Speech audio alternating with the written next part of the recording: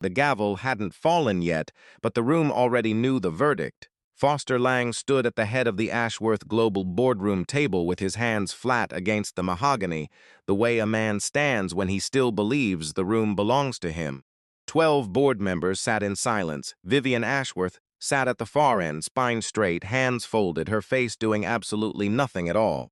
And Denzel Washington stood by the window in a jacket that had never once seen the inside of a tailor's shop, holding a single manila folder that would end a 61-year-old man's career in the next 4 minutes. Nobody in that room had expected him to be the one holding it, Mr. Washington. Foster's voice still carried the old command in it, the tone of a man who had run boardrooms since before Denzel had learned to drive a moving truck. I believe you were hired to lift boxes, not to lecture the board of a company you have no legal standing in. Denzel didn't answer right away. He set the folder down on the table. He slid it toward Foster with 2 fingers, the same careful, unhurried motion he used when he wrapped something fragile in tissue paper. "Read page 4, he said. Foster didn't move to open it. His jaw tightened instead, the muscle working under the skin the way it does in a man who already knows what's inside a thing and is trying to decide whether denial will still work. It wouldn't, not this time. To understand how a mover with 300,000 miles on his truck ended up standing in that boardroom with the one document that would unravel Foster Lang's entire life, you have to go back 6 months. Back to a house on Ridgeline Court in Charlotte, North Carolina, where a man had just died, and his daughter had not yet learned how much would be asked of her because of it. Denzel Washington's name did not appear in any business journal. He was 39 years old, 6'2", built the way men get built from 20 years of physical labor rather than gyms. He owns a small estate clearance and moving company that operated out of a metal building off Freedom Drive, and he had a 7-year-old daughter named Emma who slept with a stuffed fox named Charlie tucked under one arm every single night without exception. His wife, Rachel, had died 4 years earlier. A car accident on a wet road outside Statesville, the kind of thing that happens on a Tuesday and reshapes every Tuesday after it. Denzel did not talk about that day. He kept one photograph of her in the glove compartment of his truck, folded into a leather wallet that had gone soft at the corners, and he looked at it exactly once a week. Sunday mornings, before Emma woke up, and then he put it away and made breakfast. He was good at his work in the quiet way that good workers usually are. He treated a stranger's belongings like they mattered, because he understood something most people in the business didn't, that the things left behind after a death were not inventory. They were the last physical proof that a life had happened. That was the reputation that got him the call from the Ashworth estate. Walter Ashworth had died on a Thursday. His daughter Vivian, 41 years old and the CEO of Ashworth Global Industries, had fired 2 estate clearance firms in 5 days because they moved through her father's library like men clearing out a storage unit. Denzel's crew was the third call. He drove up the private road off Providence Road with a thermos of cold coffee and a job order that read, "Full estate clearance, 4 days, discretion expected." He found Walter Ashworth's reading glasses on the corner of a desk in the upstairs study on the 3rd day. One lens cracked along the bottom edge, the kind of damage a man simply lives with because fixing it never feels urgent enough. Denzel wrapped them in 2 sheets of tissue paper. He didn't know Vivian Ashworth was standing on the landing above him, watching until he heard her attorney's voice on the phone that evening asking whether he'd be available to meet her the following morning. He didn't sleep well that night. He wasn't a man who worried easily, but he liked to understand the terms of a thing before he agreed to it, and nobody had told him any terms yet. Vivian Ashworth's office occupied the entire 41st floor of the Ashworth Tower downtown, glass on 3 sides, the city laid out below it like something she'd already decided she owned. She did not offer him coffee. She opened a folder and told him, without preamble, that her father's will required her to be legally married within 1 year of his death, or his controlling shares would transfer to a trust overseen by the board, a board that had spent 6 years trying to gut the Ashworth Family Foundation, which funded 14 long-term programs across 3 states, literacy initiatives, rural mental health clinics, a job training pipeline that had pulled 1,100 people out of unemployment in the last decade alone. "I need a legal marriage," she said, 180 days, then a clean mutual dissolution. You'd be compensated substantially. She named a number that made Denzel's jaw tighten, not from greed, but from the arithmetic of it. What that number could do for Emma's future, measured against a truck with 300,000 miles on it and a business account that had come within 11 days of missing payroll twice in the last 2 years. "Why me?" he asked.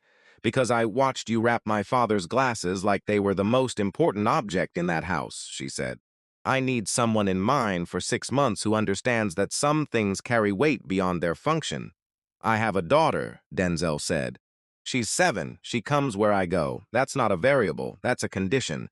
Something moved behind Vivian's composure, not discomfort, but recalculation. "Understood," she said.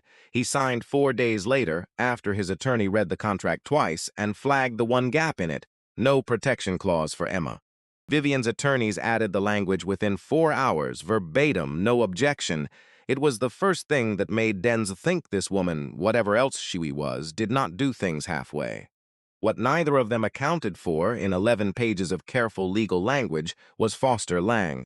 Foster Lang had been Walter Ashworth's business partner for 26 years and had spent the last 6 of them as vice chairman of the board, quietly building support for what he called operational modernization and what everyone else in the building privately called gutting the foundation for a stock bump. He was 70 years old, silver-haired, expensively tailored, and had convinced himself so completely of his own righteousness that he never once, in the entire 6 months that followed, considered that he might be the villain of the story he was telling himself.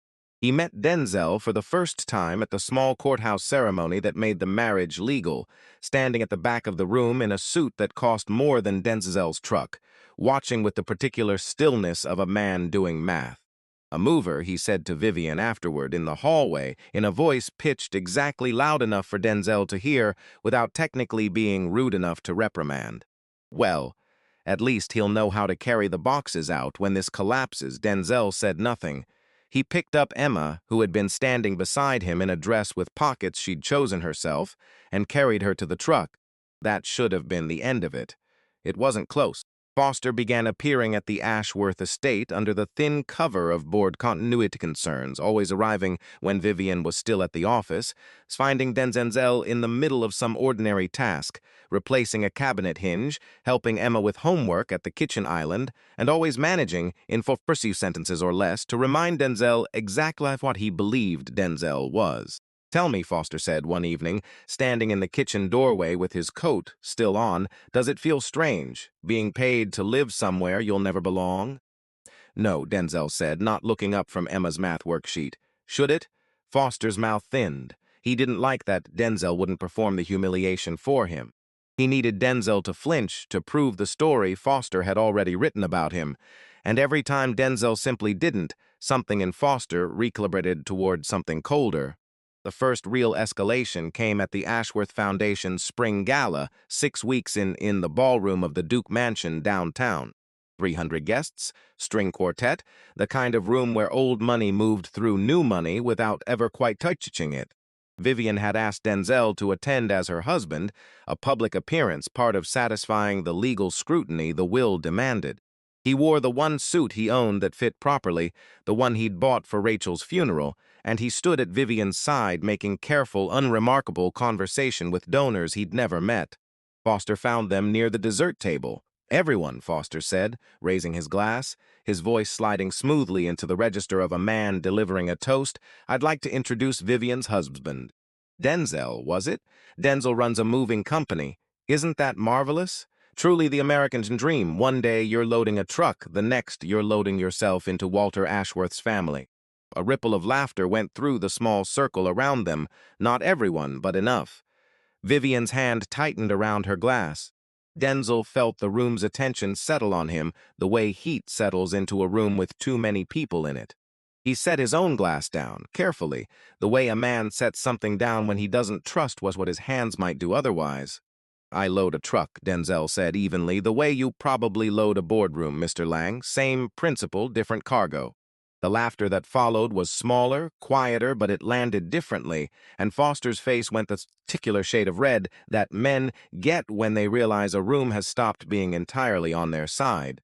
He did not forgive Denzel for that, Men like Foster Lang rarely forgive being made even slightly smaller in public, and from that night forward, the campaign stopped being incidental and became deliberate.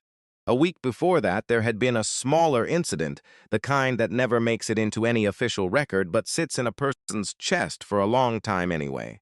Foster had arranged a welcome reception for select donors at the Ashworth Tower and had instructed the catering staff, without telling Vivian, to seat Denzel at a table near the kitchen doors rather than at the head table with the rest of the family. When Vivian noticed and quietly corrected it, moving his place card herself in front of the assembled donors, Foster had smiled the small, patient smile of a man who considered the correction proof of exactly the confusion he'd been trying to create. "My apologies," he'd said, loud enough to carry. "I simply assumed, given his background, he'd be more comfortable somewhere less formal." Denzel had said nothing that night either. He had learned over the first 6 weeks of this arrangement that Foster's cruelty worked best when it provoked a reaction, and so Denzel had made a private decision to give him none. It cost him something every time. Vivian saw it cost him something, in the way his hand would find the edge of the table and press flat against it, in the extra half-second before he answered anyone directly afterward.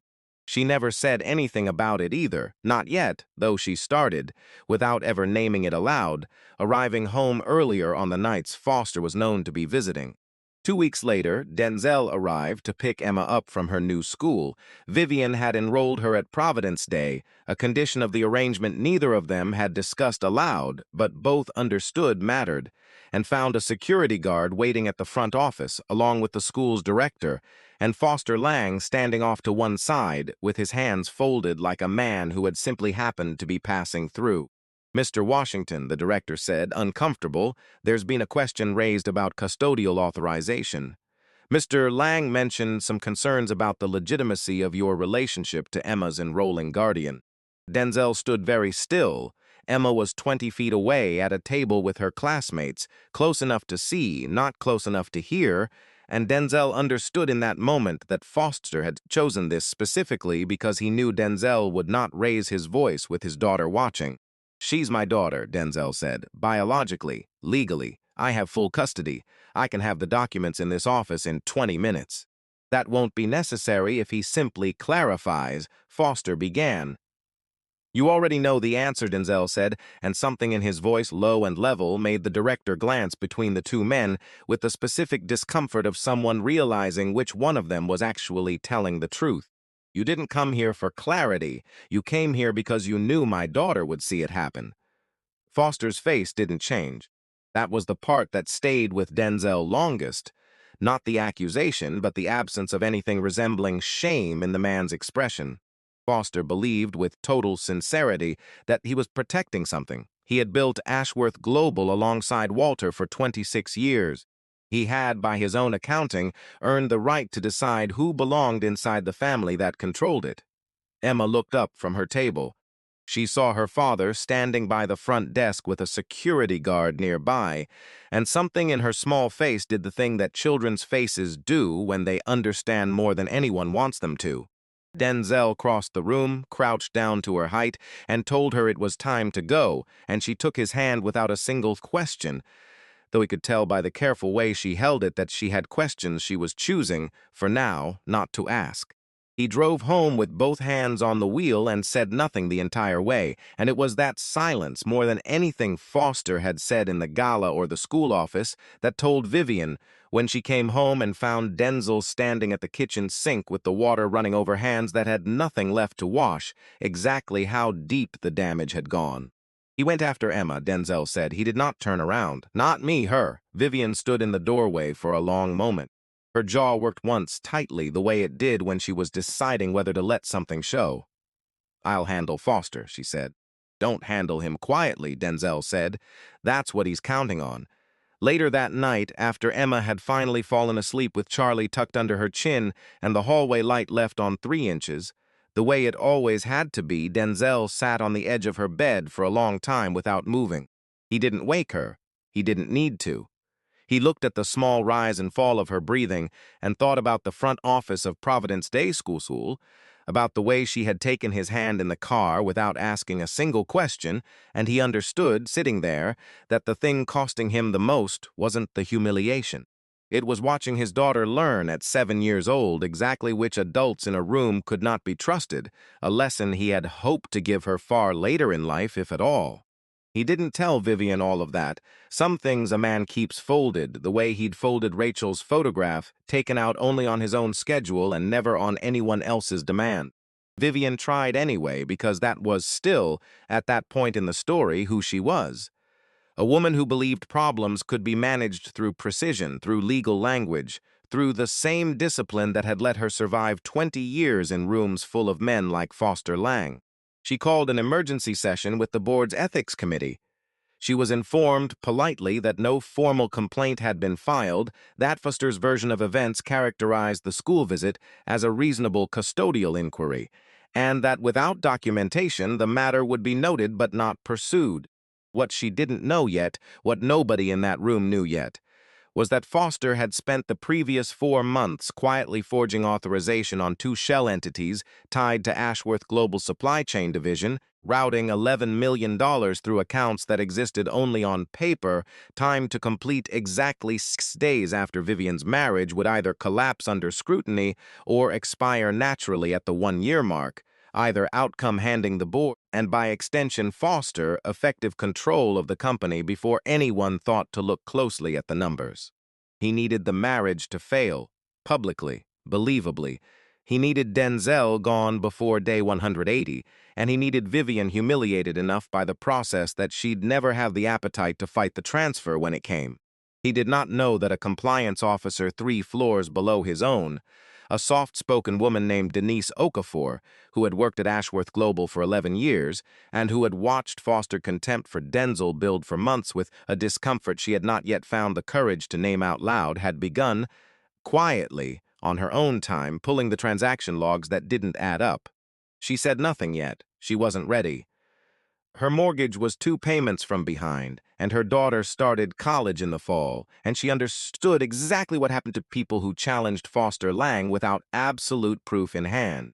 But she kept the folder, she added to it, and every evening when Foster walked past her desk without looking at her, the way men like him never looked at the people who kept their machine running, she felt the specific corrosive shame of choosing silence, and she told herself, the way people do, that she would speak when it mattered enough.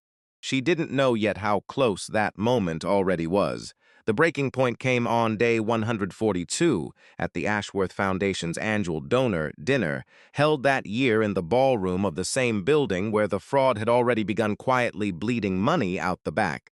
Foster had arranged, without Vivian's knowledge, for a transparency segment ahead of the keynote, a slideshow ostensibly celebrating the Foundation's programs, that opened instead with a slide showing Denzel's business license, his company's modest annual revenue, and a caption that read, "The new face of Ashworth Global Leadership." The room went quiet in the particular way rooms go quiet when everyone understands they are witnessing something designed to wound. Vivian stood at the podium, 300 donors watching, and looked at the screen behind her showing the man she had married, reduced to a tax filing. I think Foster said into his own microphone from the side of the stage, his voice pitched with theatrical concern, the Foundation's donors deserve to understand exactly who is now, however temporarily, attached to this family's legacy. Denzel was seated at the second table with Emma, who had been allowed to stay up late for the dinner as a special occasion. Wearing a dress with pockets and her hair in the braid, Vivian had learned to do 3 months earlier without either of them acknowledging when that had started mattering to her. Emma looked at the screen. She looked at her father. She was 7 years old, and she did not understand mergers or board seats or shell companies, but she understood, with the specific clarity children sometimes have, that a room full of adults was trying to make her father small, and she reached over and took his hand under the table without being asked. Denzel did not stand. He did not raise his voice. He sat with his daughter's hand in his and looked at Foster Lang across the room with an expression that gave the man nothing at all to work with. And it was that, the refusal, this absolute stillness, that made Foster's jaw tighten in a way the room could see even from a distance. Vivian stepped away from the podium microphone. She crossed the stage, took the clicker from the technician's hand, and advanced the slide herself, replacing Denzel's business filing with a photograph, one she had taken herself weeks earlier, without either of them noticing at the time, of Denzel on his knees in the estate's garden, helping Emma plant marigolds, both of them laughing at something the photo couldn't explain. "This is who's attached to this family's legacy," she said, and her voice did not shake. "A man who has shown my daughter," she stopped, corrected herself, and something in the room noticed the correction, "who has shown Emma more patience and more presence than most people in this room have shown anyone in years. If that troubles the Foundation's donors, I'd like to know now, tonight, so we can discuss it directly instead of through slideshows." Nobody spoke. Foster's face had gone rigid, and for the first time in 6 months, Denzel saw something crack through the older man's certainty. Not doubt, not yet, but the dawning recognition that he had badly misjudged how far Vivian would go once she decided the fight was worth having in public. They went home that night in silence, Emma asleep in the back seat before they'd even left the parking garage, and Vivian sat in the passenger seat of Denzel's truck. She had insisted, that night, on riding in his truck instead of her car, staring out the window at the cities sliding past. "I'm sorry," she said finally. "I told you I'd handle him. I didn't." "You handled tonight," Denzel said. "That's not nothing." "It's not enough." No, Denzel agreed, it's not. What neither of them knew yet was that Denise Okafor had finished the folder 3 days earlier, and had spent those 3 days deciding whether to bring it to Vivian or simply resign quietly and let someone else discover it eventually, the way people do when the cost of speaking feels larger than the cost of staying silent. It was the donor dinner, watching a 7-year-old take her father's hand under a table while a grown man tried to humiliate him on a screen, that finally moved her. She came to Vivian's office at 7:43 the following morning before the assistant arrived, holding a folder that looked almost exactly like the one Vivian's own attorneys had drafted 6 months earlier. 11 pages. This time, though, every page was a different kind of verdict. "I should have brought this to you 2 months ago," Denise said. "I was afraid of what it would cost me. I'm still afraid. But I watched a little girl protect her father last night in a room full of people who should have known better, and I decided I'd rather lose my job than keep being one of the people who knew better and said nothing." The folder documented everything: the shell entities, the forged authorizations, the $11 million routed through accounts that existed only as ink on paper, timed with surgical precision to complete the moment Denzel and Vivian's marriage either collapsed or expired. Vivian read it twice at her desk, her hands steady, her face doing the thing it did when she was containing something too large for the room. Then she picked up her phone and made 3 calls. The first was to her attorney. The second was to the SEC's regional office, because $11 million moved through fabricated entities inside a publicly adjacent trust was no longer a family matter. It was a federal one. The third call was to the board chair, a woman named Patricia Voss, who had spent 6 years quietly disagreeing with Foster Lang and finally had, in her hands, a reason that would hold up in front of the entire board. The call that mattered most, though, was the one that came 3 days later at 7:43 in the morning, the same time, coincidentally, that Denise had walked into Vivian's office, when Foster's own phone rang with a number he didn't recognize and a voice on the other end that had spent 30 years in federal enforcement and did not waste words. "Mr. Lang, this is Agent Ruiz, SEC Division of Enforcement. We'd like to schedule a conversation regarding transactions routed through Meridian Logistics Holdings and Carver Point Distribution. Both entities appear to share a registered agent with your personal estate attorney. We'll need that conversation to happen today." Foster's voice, when he finally answered, had lost the register it had carried for 26 years. The boardroom scene that opened this story happened 4 days after that phone call. Denzel stood by the window holding the folder Denise had built and Vivian's legal team had finished, sliding it across the table to a man who would not open it because he already understood what was inside. Foster opened it anyway, eventually, because the silence in the room had become worse than the confirmation. He read 3 lines. His hands, for the first time in 6 months, were not entirely steady. "I built this company," Foster said, and his voice had lost the smoothness it's always carried, replaced by something rawer. "I was here before either of you. I gave this company 26 years. You did, Vivian said quietly from the end of the table. That's why this is so hard to say out loud. But you also just spent the last 4 months trying to steal it, and 6 months trying to destroy a man's family because he wouldn't let you. I was protecting this company's future. You were protecting your own control of it, Vivian said. Those aren't the same thing, and you've known that the whole time. Foster looked around the table at 11 board members who would not meet his eyes, at Patricia Voss holding a resignation letter she had already drafted, at Denzel standing by the window with the calm, unhurried stillness of a man who had never once needed to raise his voice to be right. Foster's jaw worked once. He did not apologize. He straightened his jacket, the way men like him always do, as if posture could restore what evidence had already taken. If he had simply told everyone who he was from the beginning, Foster said, none of this would have been necessary. Nobody in the room bothered to correct him. There was nothing left in Foster's version of events that could be salvaged by correcting it. He was removed from the board within the week. The SEC investigation became public 11 days later, and with it came the detail that made the local news cycle run the story for 3 additional days, that the man who had spent 6 months publicly mocking Denzel Washington as unworthy of the Ashworth name had been quietly embezzling from that same family's company the entire time. His country club membership was suspended within a month, not for the fraud charges directly, but because 3 former colleagues on the membership committee quietly withdrew their sponsorship. His wife of 31 years moved out of their Eastover home in October. Reporters found him outside the federal courthouse in December, and a young correspondent from a Charlotte affiliate asked him, on camera, whether he had any comment on the 6 months he'd spent trying to destroy Denzel Washington's family. I made decisions based on the information available to me at the time, Foster said, staring directly into the lens, his voice still carrying the last brittle scraps of the old authority. If people had been more forthcoming about who they really were, this entire situation could have been avoided. The correspondent lowered her microphone slightly. Mr. Lang, you're facing federal charges for embezzling $11 million. Are you saying that's Denzel Washington's fault? Foster didn't answer. He walked past the camera toward a car that was no longer, technically, his. The board had frozen his assets pending trial, and got into the passenger seat of his attorney's sedan instead, and the camera held on him for 1 more second before the segment cut away. He pled guilty 4 months later to reduce his sentence.